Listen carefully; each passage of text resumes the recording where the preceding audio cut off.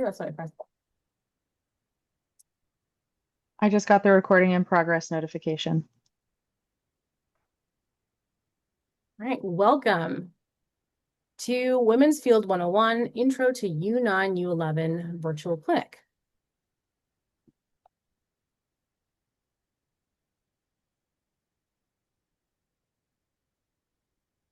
Tonight, we're going to go over penalty administration and a few other things, but we'd like to start with a land acknowledgement.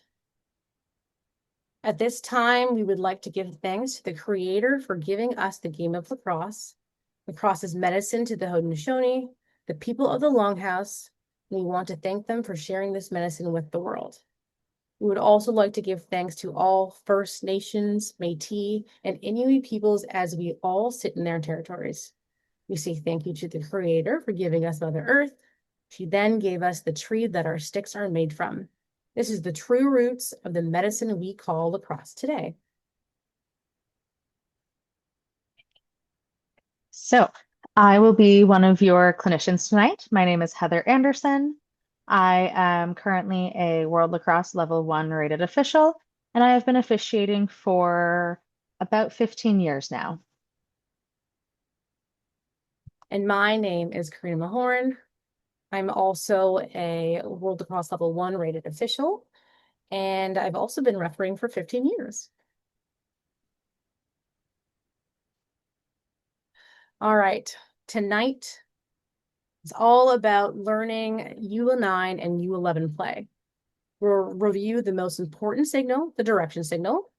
We'll talk about minor and major fouls. We'll review restraining line fouls, review field lines, and penalty administration. Our goal tonight is to get you thinking like an official. Following tonight's session, your job at home is to complete WF 102. It's a Thinkific course. It's a digital workbook. It'll take 2 to 3 hours to work on. You can work on it at your own pace, but it must be completed prior to your in-person clinic, WF 103. In-person clinics are April 19th in Burlington, April 25th in Oshawa, April 26th in Waterloo. It's a classroom session, on-field training, and supervised game training. The Ontario Lacrosse Officials Association, aka the OLOA, is a member association for all officials in Ontario. Their job is to support systems and assist with recruitment, training, and overall development, and recognize members' achievements and representation. So if you have any issues with assigning or referee abuse, or just have general questions about officiating in Ontario, you can email me, Karina Mahorn, at womensfield@ontariolacrosseofficials.com. Also check us out on social media at OLOA Official.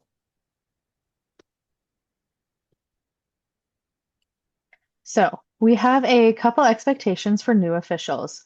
New officials will primarily be officiating U9 and U11 on Sundays. There are very, very rare occasions that U9 and U11 do not play on Sundays. So being available on Sundays is almost mandatory just because that's the only opportunity you'll have to officiate if you're only officiating U9 and U11. Outside of provincials and possibly any weather cancellation games that we have to make up, all games will take place on Sundays. You may choose to progress to U13, also on Sundays, or U15 on Saturday afternoons in your first year, depending on your current age. If you are a U15, you are not eligible to officiate U15. This course talks about the rules specific to U9 and U11. If you want to learn the quote unquote real rules, you must take the upgrade clinic, WF 104, Intro to U13, U15, and U19.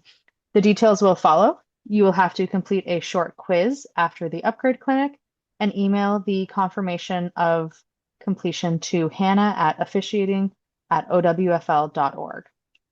Any items in this presentation marked with an asterisk will be revisited later in more detail, either at the upgrade course or at our in-person on-field portion.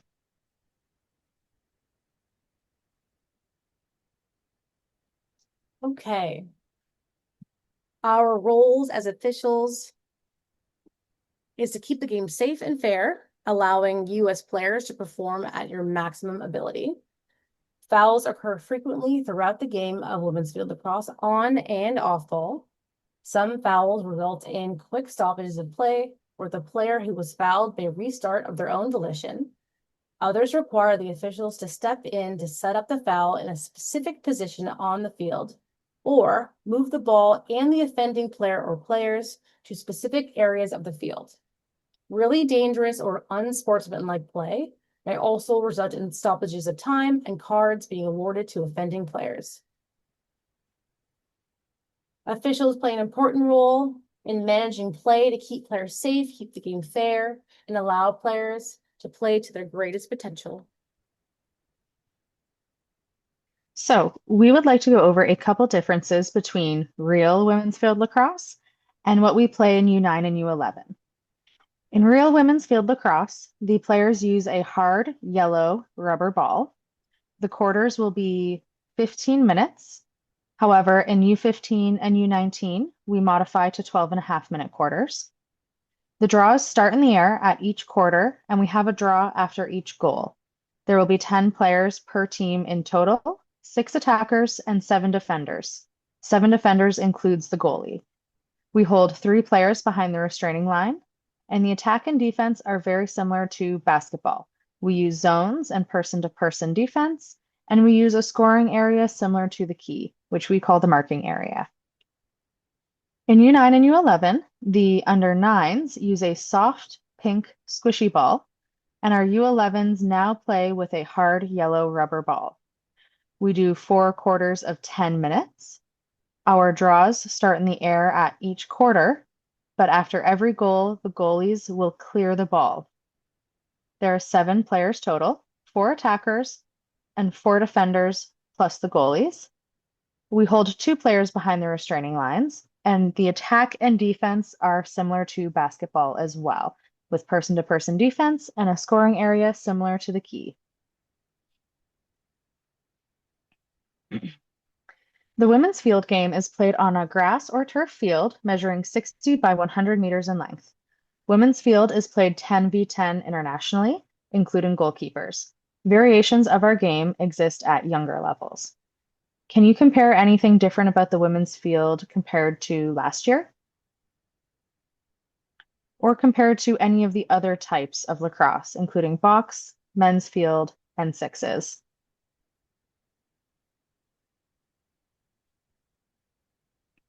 Since this group of officials will be starting on U9 and U11 games, what field does our U9 and U11 field seem to be a blend or a combination of? Take a moment to compare our U9 and U11 field to the 4 fields beside it.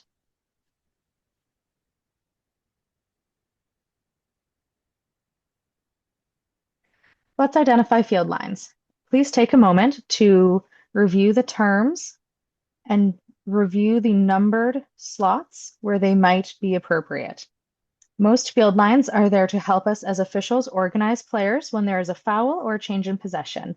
We will come back to how these field lines help us with penalty administration at the end of tonight's session.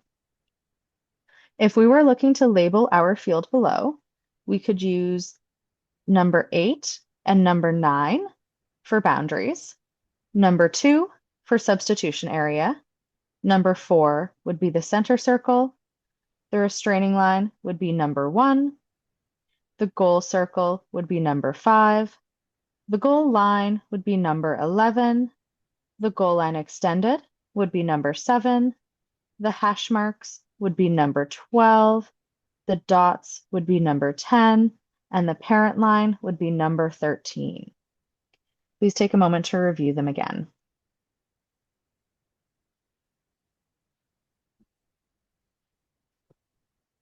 These are our marking areas.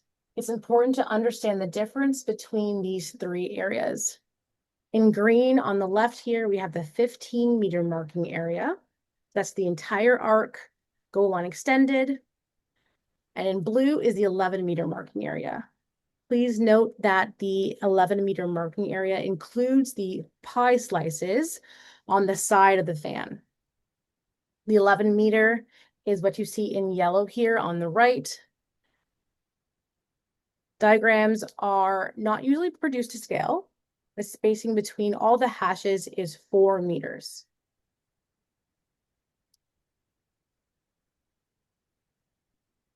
Take a moment to identify the hash marks as well as the dots. Every hash mark has a name. Center hash is number 5. First hash is both number 1s on either side of the center hash at 5. Second hash on either side of the 1s, and the third hash on either side of the 2. 4 is considered the goal line extended.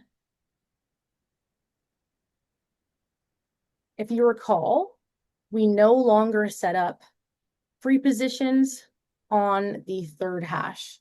It is designated for defense only on free positions. The little hashes on the goal line extended are called the GLE hash marks.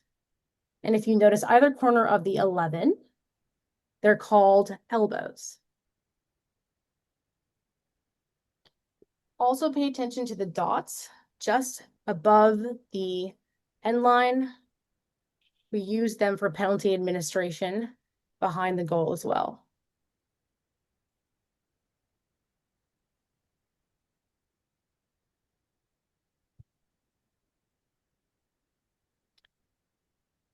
In blue here, we have the advantage flag area, or the AFA.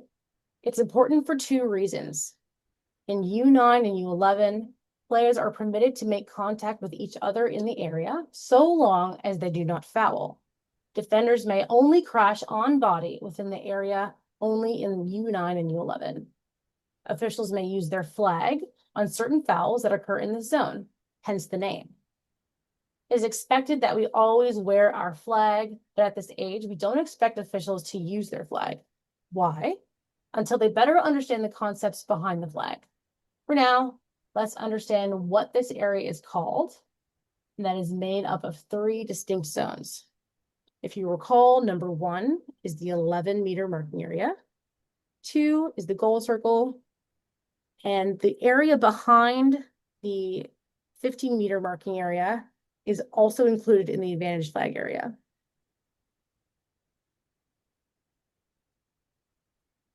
Let's talk about scoring a goal. When is a goal legally scored in women's field lacrosse?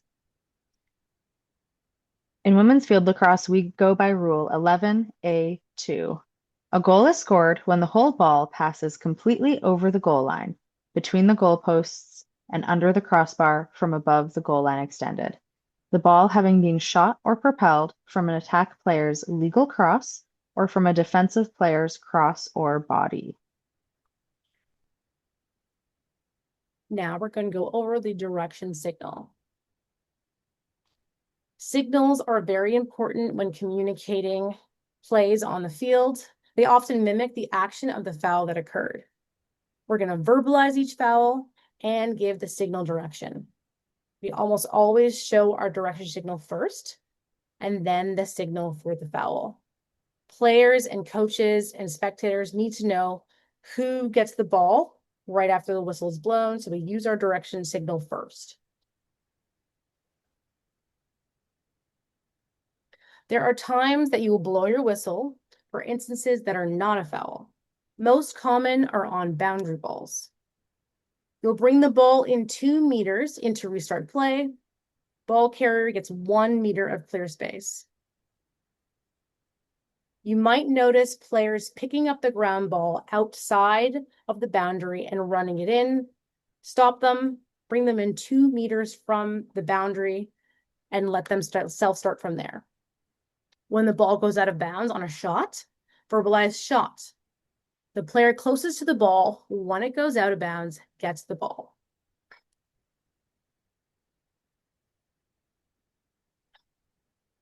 Notice the orange lines on our field here, end lines and sidelines. When the ball goes out of bounds, we always give it to the player from the team entitled to the ball that is nearest when it crosses the boundary.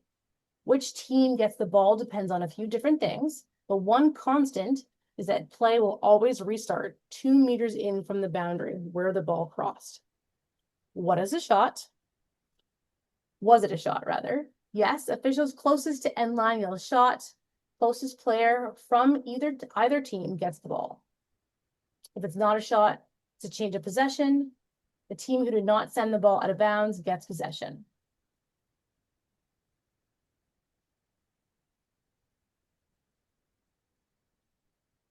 If the goalkeeper is entitled to the ball when it goes out of bounds, where do they start? If they were outside the goal circle, the GK in green, they are a player and may restart with the ball. If they were inside their goal circle, the red GK, they can restart with the ball within the goal circle.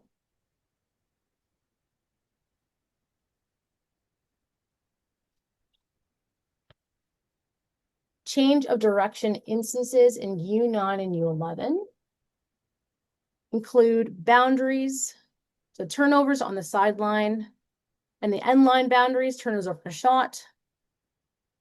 The change of direction instances marked with an asterisk here, we're going to return to them during WF103, the in-person portion of this clinic. So the attempted pass in U9, teams must attempt one pass before they can shoot. In U11, it must be one completed pass before they can shoot. And then there's the 5-second rule. Officials count to 5 when an on-ball defender is goal side of the ball carrier within a stick length and their stick is up for 5 seconds. All of those things need to occur in order for the 5-second count to start. When there is a change of direction, no one must go behind or to the side. So, in the next section, we will start to review the types of fouls. We're going to go over rules. What are the common fouls in U9 and U11? Signals, the signals that we use to help communicate these fouls, and the setups. How do we restart play following a foul? In women's field lacrosse, there are 4 rule categories, each with their own foul setup. Foul setup also depends on where the foul occurs on the field. The 4 categories are minor fouls, Rule 19, fairness fouls, major fouls, Rule 20, or safety fouls. Under major fouls, there are also cardable fouls, which are unacceptable. Restraining line fouls, Rule 18, which is what we call offside, and goal circle fouls, Rule 17. We are going to review each of these fouls in turn.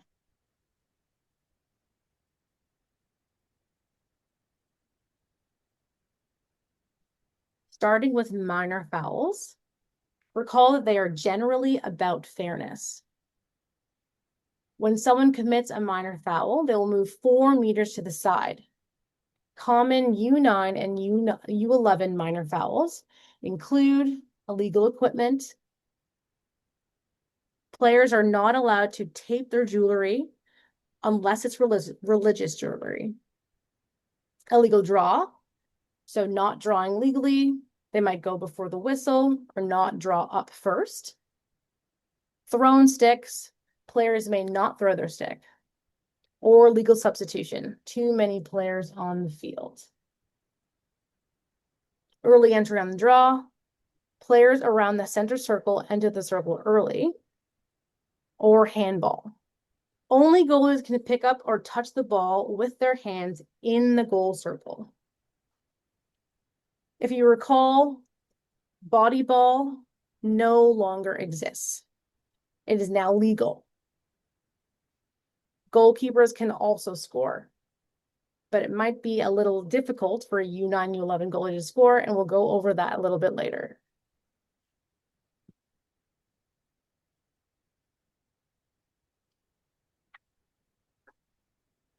Notice the substitution box. Officials should only call a legal substitution when it is impacting the play. So as you're transitioning from lead to trail, It's important that you sweep the substitution box so you can see if players are coming in early. Example of an illegal substitution impacting the play is if in transition, a player from the team that currently has the ball runs in early towards the goal and they pass the ball ahead of any defenders or behind any defenders, that play is now, sorry, the illegal substitution is now impacting the play because the opposite team is put at a disadvantage.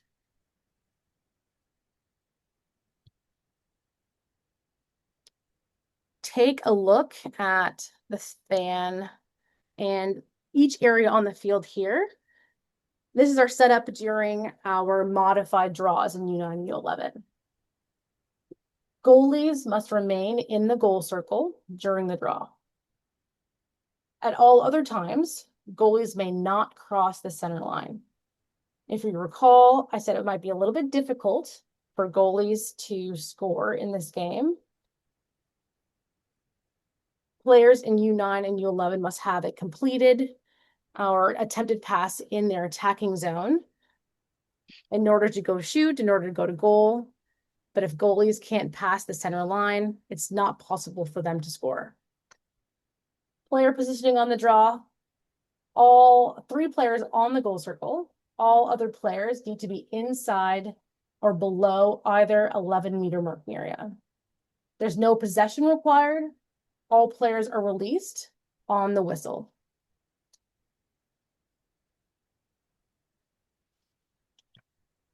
Withholding the ball. Covering is now called withholding the ball. Rule 19A8, withholding the ball. If an opponent is able to make a legal play on the ball, a player must not trap a loose ball on the ground with their cross longer than is necessary to pick it up in one continuous motion. Breaking the ball is permitted. A player must not withhold the ball from play with any part of their body. A player must not withhold the ball from play in any other manner. The only exception is if the goalkeeper is grounded in their goal circle and the ball is inside the goal circle, they may trap or cover the ball. Essentially, you cannot pin the ball down to the ground with either your stick or your body. Sometimes we see this in U9 and U11 with the little kids not in great control of their bodies, falling on top of the ball when they bend down to pick it up. That would be a good example of withholding the ball with your body. Signals for minor fouls. For all minor foul signals, we will do a direction signal, verbalize the foul, and then the minor foul signal. The signals tend to mimic the foul. Let's review some of our minor fouls. For a legal procedure, there is one shared signal. Illegal procedure includes illegal equipment, illegal draws, illegal substitution, and thrown sticks. Similar to what our demo on the side of the slide here is doing, we rotate our arms in a circle around each other. Some other minor fouls include early entry on the draw, handball, and withholding the ball. These all have their own separate signals. We will learn more about legal and illegal equipment in part 2.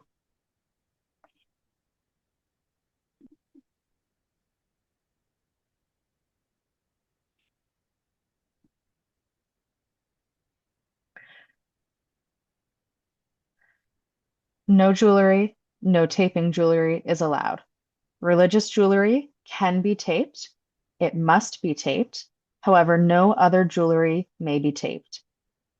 A common example of religious jewelry in the OWFL is players from Six Nations often wear a leather wristlet around their wrist. That is allowed. However, it must be taped down.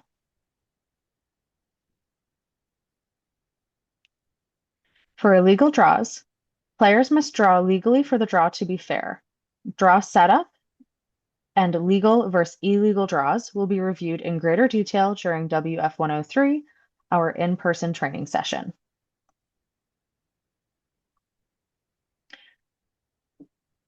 When a player does not draw legally, it is an illegal procedure.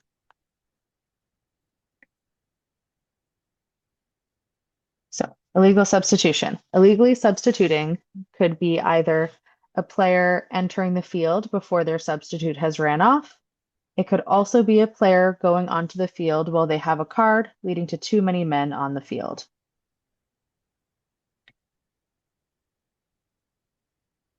If a player returns to the field before their card is up, or one of their teammates returns to the field before the card is up, that is too many men on the field. It is an illegal procedure, and the penalty must be reserved in its entirety. So, thrown stick. Players must not throw their stick on the field. That would be an illegal procedure.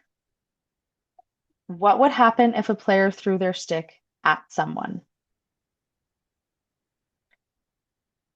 Think about that for a minute. That would be, I think, an excellent example of potentially giving a card. And we could consider either a yellow card for misconduct or a red card for using their stick as a weapon to potentially damage or injure another player.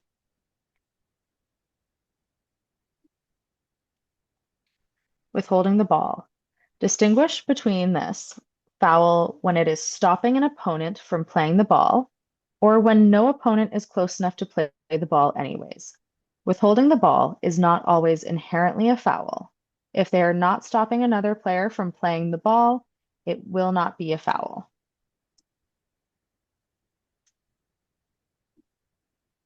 And remember, a player must not trap a loose ball on the ground with their cross longer than is necessary to control the ball and pick it up in one continuous motion. Raking the ball is permitted, and a player must not withhold the ball from play with any part of their body.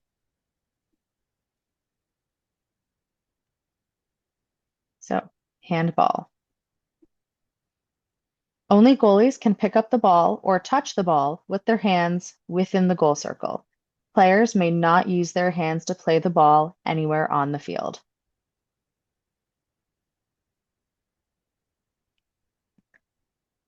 Early entry on the draw. Players around the center circle enter the circle early or before the whistle to start play is an excellent example of early entry on the draw.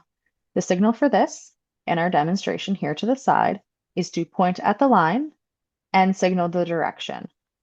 We can point at the line and signal the direction at the same time and save ourselves a step when we administer the foul. Please note, this foul should be called when someone gains an advantage by going into the circle early. If they correct themselves or put themselves at a disadvantage, we can hold the whistle.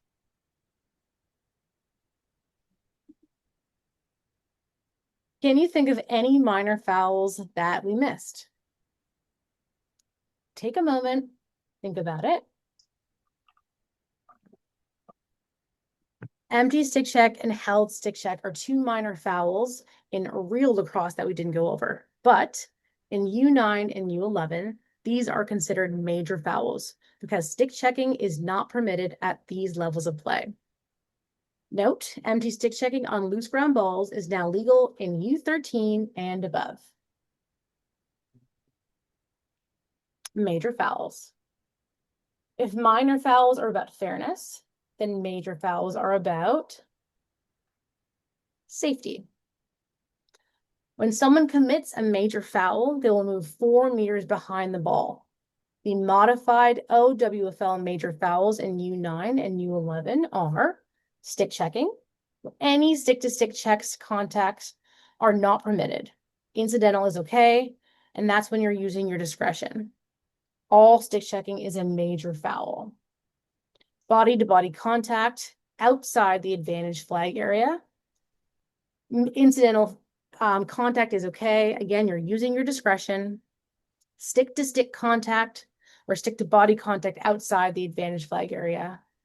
And players must clear to center after every goal.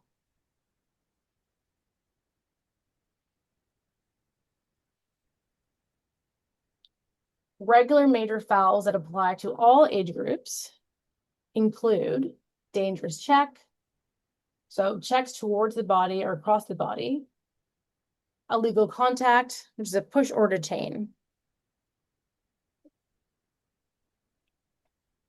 Regular major fouls are also in play in U9 and U11 and include a number of stick checking related fouls, contact or displacement fouls, or spatial awareness fouls.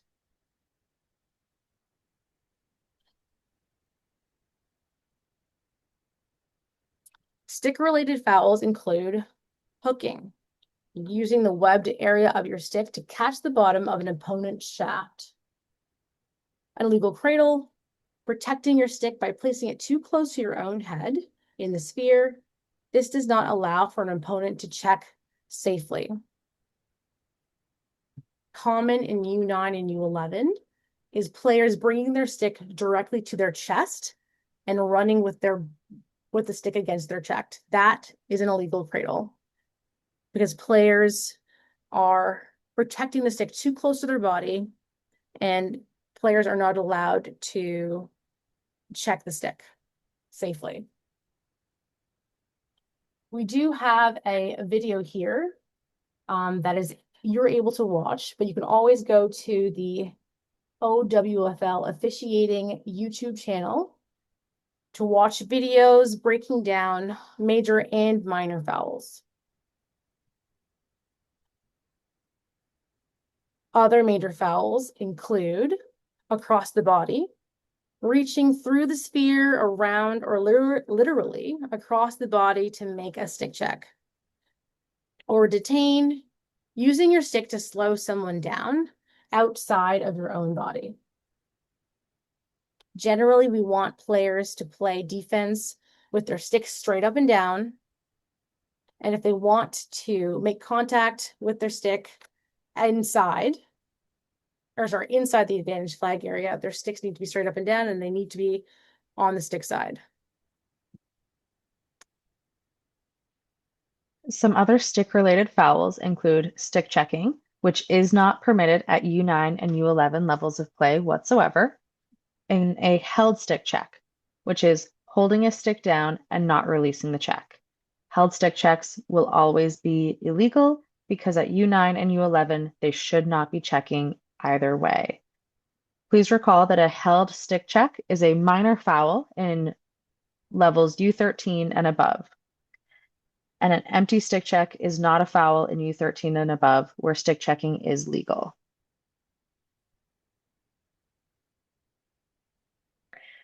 Some other stick-related fouls include dangerous checks, a check that is into the body, towards the body or head, or into the sphere will always be a dangerous check. And remember, all stick checks are illegal in U9 and U11. We do have a handful of videos showing examples of these on the YouTube page. I recommend you watch them. However, please note that for U9 and U11, all stick checks are illegal.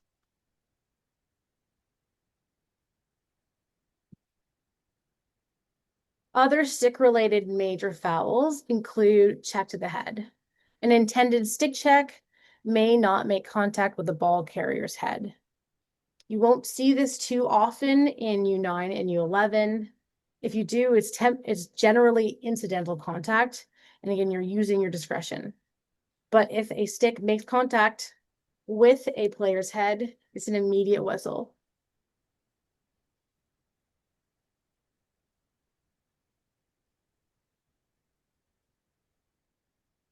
Other stick-related fouls include swipe, a reckless or uncontrolled stick check. It doesn't always need to make contact.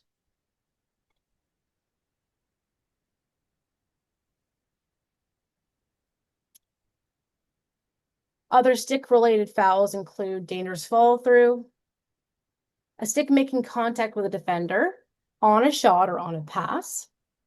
Dangerous propel, a shot or pass is released when a person or people are in the way. Dangerous shot, this should not be called in U9 as the pink ball is not dangerous. A shot directed at the goalkeeper's body that is judged dangerous and or uncontrolled. A dangerous shot is judged on any combination of the following: a shooter's distance from the goal, the force of the shot, placement of the shot. We generally only call dangerous shot when we feel the goalie's head is being targeted. but a lot of people conflate dangerous shot with propel. You might see this at U9, U11, where players like to sit on the goal circle, and as soon as they get past the ball, they shoot it immediately.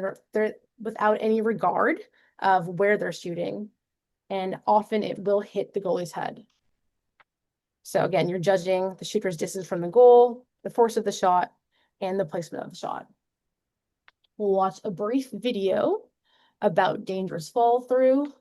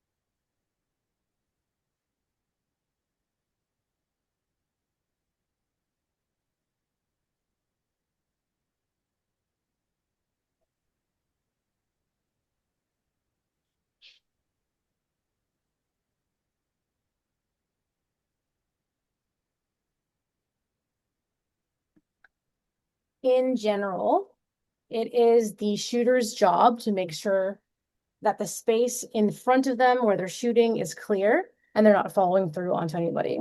The difference is when a defender walks into that space, that's when it's not the attacker's fault and it's not a dangerous fall through, but you're using your discretion. Contact and displacement fouls.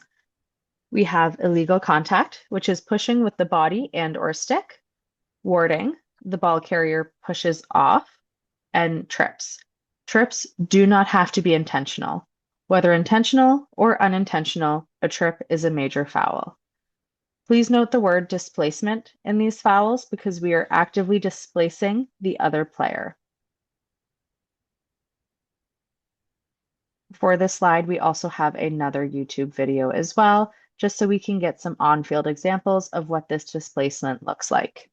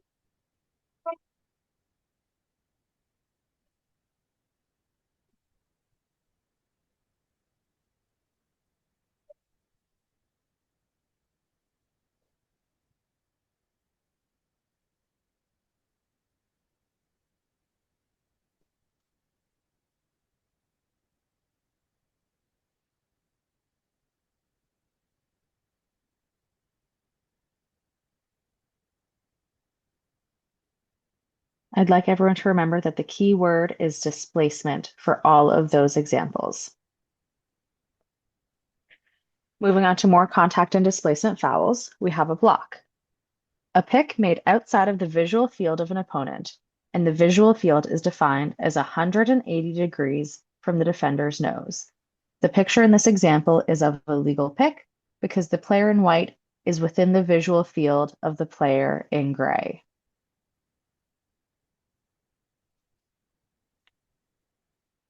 From the rulebook, a block is when a player moves into the path of an opponent without giving the opponent the space and time to stop and/or change direction and contact occurs, creating an illegal pick. The guidance provided is that when a player is running, a blindside opponent outside of their visual field must give them enough time and/or space to change their direction. Here we have a great example of the 180-degree visual field. It turns with you and it begins at the nose of the opponent. In the top left corner, we have a legal pick within the visual field, and in the bottom right corner, we have an illegal pick because the person in white is not within the visual field.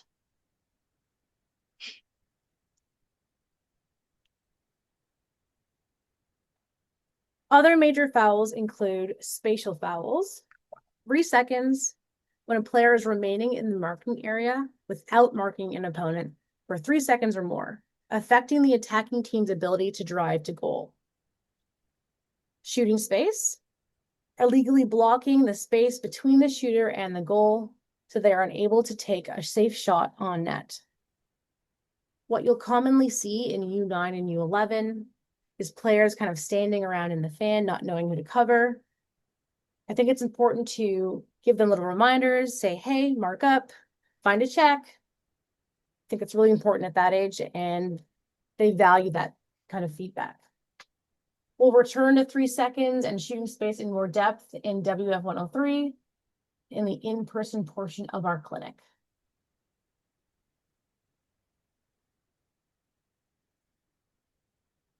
There are also fouls that we must card to signify that they are not acceptable.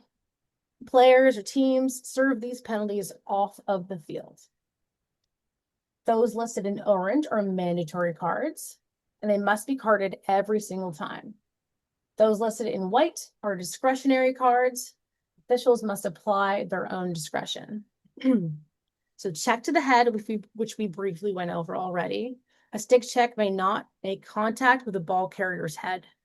A swipe, a reckless or uncontrolled stick check doesn't need to make contact. A dangerous fall through, the stick makes contact with a defender on a shot or a pass. Dangerous propel, a shot or pass is released when a person or people are in the way. So those 4 major fouls are mandatory cards. Misconduct and repeated major foul are discretionary cards. Misconduct is any unsportsmanlike conduct, abuse that's persistent and that's personal and that's profane. Repeated major foul. So major foul occurs 3 times and it's slowing down the game. An example I'd like to give is on a free position after there was a shooting space call. The whistle goes for the shootings or for the free position to go, and someone else runs into shooting space again. That's the second shooting space. The free position is set up again, and the whistle goes, and a third person runs into shooting space. Now the game is being slowed down.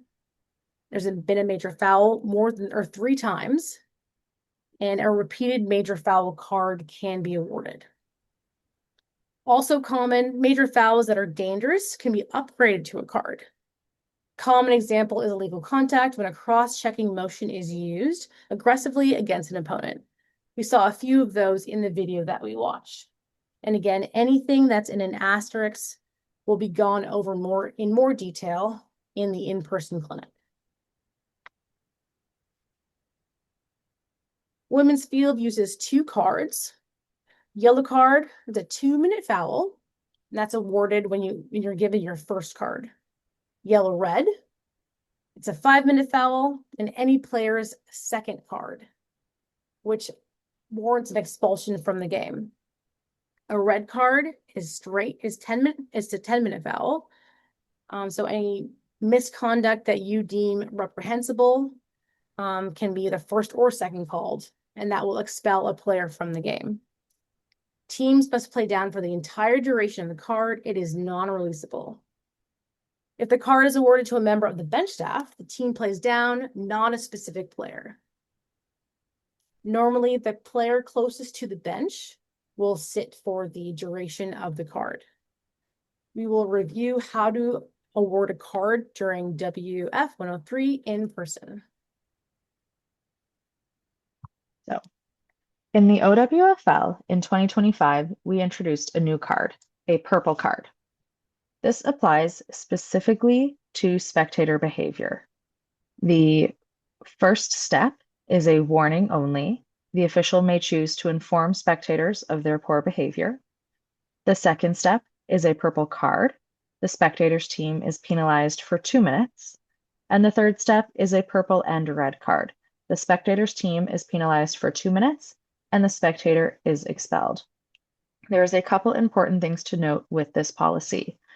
It can be found in significantly more detail attached to our OWFL officiating handbook. There's 9 pages of important detail that you can choose to read through in our Stay Onside campaign. One of the most important aspects is that you do not have to go through all of the steps in order if the behavior merits a higher jump. You can jump directly to either stage 2 or stage 3, depending on the behavior involved. Essentially, you do not have to sit there and be abused by spectators simply because in our document, step 1 says a warning only. You can jump straight to a purple card or a purple red. Another important piece to note is that when a purple card is given, we must fill out a report in the official's notes on the game sheet. Part of this report is making sure that the team's coach gives us the name of the person the purple card was awarded to. Similar to if a purple and red card was awarded, we still must write what happened in the notes and who the purple card was directed to. Please note that the coach of that team is responsible for getting us their name. The coach is also responsible for asking the spectator to leave if a purple and red card is shown. No official is expected to expel an adult by themselves or a spectator by themselves. That is up to the responsibility of the coach. There will also be game day staff at every field and typically at least one board member who will take part if anyone is being expelled. If someone must be expelled, please contact the game day staff via Slack.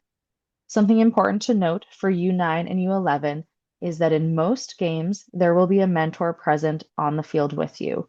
Because that mentor is there, they can also take the responsibility of guiding you through these options and making sure that the appropriate behavior has been penalized.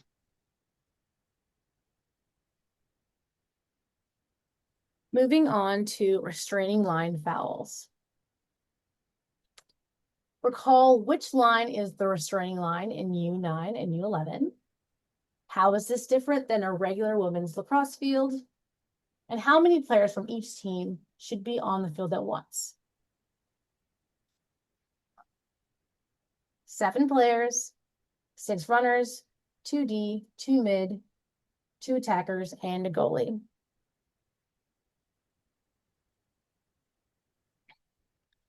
Offside, a team must not go offside, which means they must not have more than 4 players in their attacking end. have more than 4 players in their defensive end. And each team must play with the goalie at all times. The goalie may not cross the restraining line. A violation of any of these items is a restraining line foul. When you're transitioning from lead to trail or trail to lead, you're counting ahead of you instead of looking back to see how many players are in the offensive and or defensive end.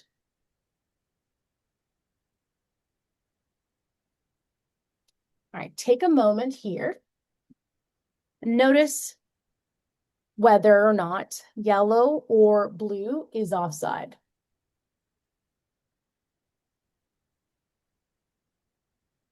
You got your answer?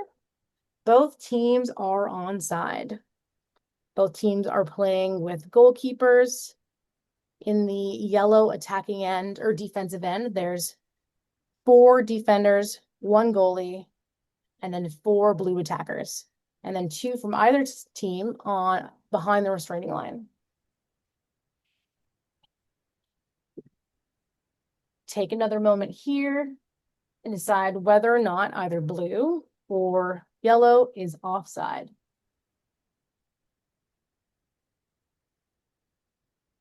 If you said the yellow team is offside, you are correct.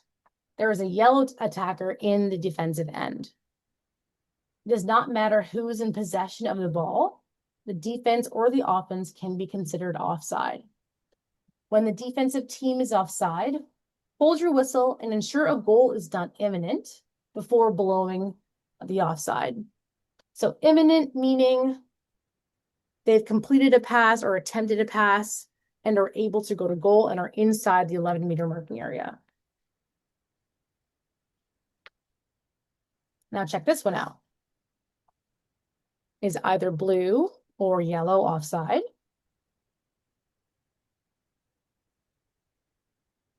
You answered both teams are offside. You are correct. There's a yellow attacker and a blue defender below the restraining line where there shouldn't be. It does not matter who's in possession of the ball. The defense and the offense can be offside simultaneously. Anytime the attacking team is offside, the whistle should go immediately.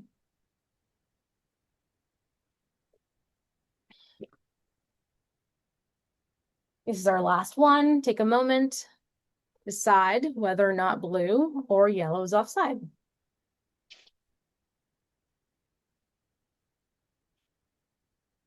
If you answered the green goalie is offside, you would be correct. This is an immediate whistle, particularly if they are in possession of the ball when they go offside. On the center restraining line, so straddling it 1 foot back, 1 foot above it, is offside. Players and goalkeepers may reach over the line and play a loose ball with their stick, so long as their feet and bodies do not touch or go over the line. Coincidental fouls. Fouls are considered simultaneous, for example, part of the same play, or coincidental when they occur any time between a whistle and the restart of the next play. The next play may be restarted with either a self-start or a whistle as dictated by the rules. This includes any fouls that may be discovered prior to the restart of play, including but not limited to offside, illegal equipment, or a missing mouthguard. This means that sometimes when a foul has been called, we then discover a subsequent foul before we restart play. When it comes to coincidental or simultaneous fouls, we prioritize them. Major fouls over minor fouls. When both are occurring, penalize the major foul and ignore the minor foul. If 2 minor fouls occur at the same time, we go to alternate possession. If 2 major fouls occur at the same time, we also go to alternate possession. Cards are prioritized over major fouls. If a card is called at the same time as a major foul, we penalize the card and ignore the major foul. In our priorities, restraining line violations are considered minor fouls, and goal circle violations are considered a minor foul.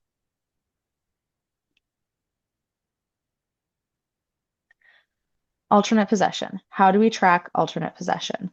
Always use alternate possession for simultaneous or coincidental foul scenarios when you cannot determine who should receive the ball.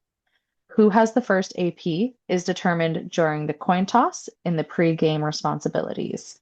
This will be gone over in our in-class, in-person course. When tracking AP, the table should be responsible to track AP using a pylon placed on the side of the table nearest the team that receives the first alternate possession as determined by the coin toss. However, because this is new in 2025, please do not rely on the scorekeepers to determine alternate possession. Make sure you're tracking it yourself. Some common solutions to this are to write it on your white card, which some officials keep in their pocket. They can also use an unused card with white tape on it. They can use a hairband on one of your wrists and just alternate the hairband from wrist to wrist as alternate possession is used throughout the game. Take a moment to think of some other suggestions for how you can help yourself remember who has alternate possession during the game. Please note that for the fourth foul category, goal circle violations, we will review this during WF 103, the in-person portion of this clinic. Now, for modified fields for OWFL play. The U9 and U11 play on modified fields. It is a smaller field with one shared restraining line at center, and they play with a regular advantage flag area lines. If you'll look at the diagram, you can see the one shared restraining line. You can see that the length of the field is smaller than our typical field, and you can see the regular AFA lines. You can also check how far the dots are from the end line. They're 4 meters away. How far apart is each hash mark along the 11-meter fan? And remember, most importantly, because it is your responsibility to set up at the beginning of the game, how big is the sub box? The substitution box is 13 meters. We consider this to be 5 meters for the score table, 4 meters for the away bench, and 4 meters for the home bench, totaling 13 meters. On a shortened field for U9 and U11, this is quite a large space, and you will be responsible for marking this out with cones for the sub box. Now, everything in white in this diagram is considered to be the midfield area, aka not the AFA. For any fouls taking place in this white zone in the midfield, they will all be set up at the spot of the ball. Major fouls will be set up 4 meters behind. Minor fouls will be set up 4 meters to the side, and restraining line fouls will be set up 4 meters to the side. All of these fouls will be set up at the spot of the ball. In most instances, fouls in this zone take place at the nearest dot. This is the green zone located behind the 15-meter marking area. Please notice that the goal circle below the goal line extended is included in the marking area for the purpose of foul setups. For major fouls, you set up on the nearest dot with the player offending going 4 meters behind. For minor fouls, you set up on the nearest dot with the offending player 4 meters to the side. And for restraining line violations, the closest player to the top of the 15-meter marking line at center will receive the ball.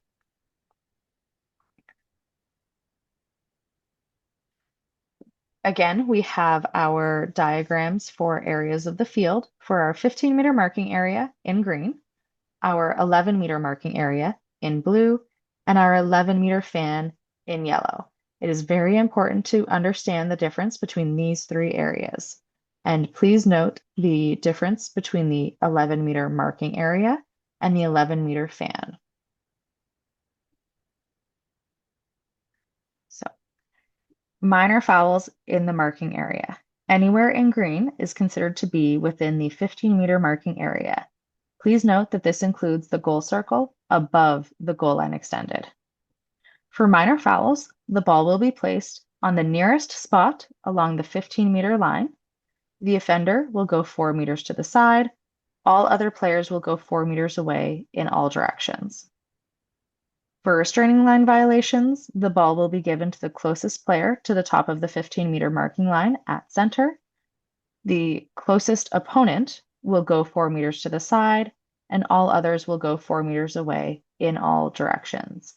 Please don't stress about remembering these specific foul setups tonight. You will be given a cheat sheet to help you review. For major fouls, in the space between the 11-meter marking area and the 15-meter marking area lines, penalties are administered at the spot of the foul. For major fouls, the ball would be administered at the spot of the foul, the offender will be placed 4 meters behind them, and all others will be placed 4 meters away in all directions.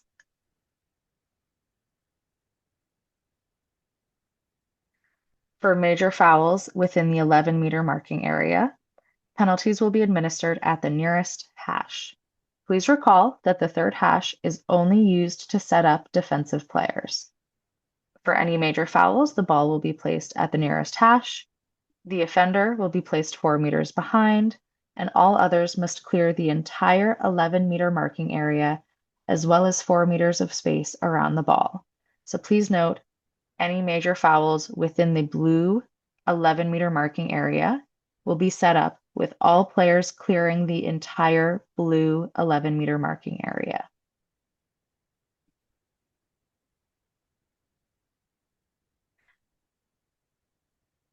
In the 11-meter marking area, major foul penalties are administered at the spot of the nearest hash, and the third hash is only used to set up defensive plays.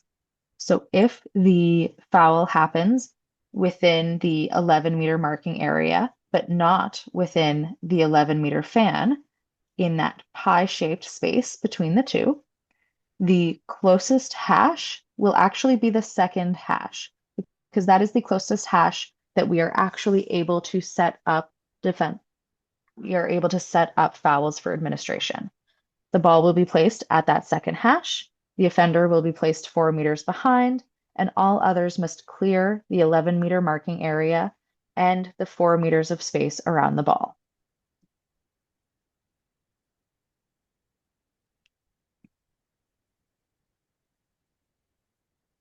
All right, tonight our goal was to introduce you guys to the women's field lacrosse U9 and U11 play, review the direction signal, change of possession, introduce minor and major fouls, review restraining line fouls, review field lines, and penalty administration.